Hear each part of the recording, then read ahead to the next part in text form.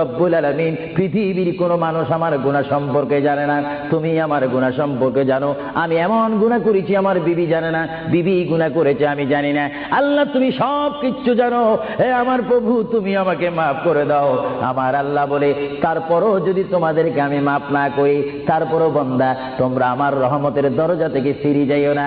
আমি তোমাদেরকে হুকুম দিচ্ছি, ওয়ালাউ আন্নাহুম ইয যালামু আনফুসাহুম জাউকা, বান্দারে যদি গুনাহ করে ফেলো আমার রহমত থেকে মুখ ফিরিয়ে তুমি চলে যাইও না।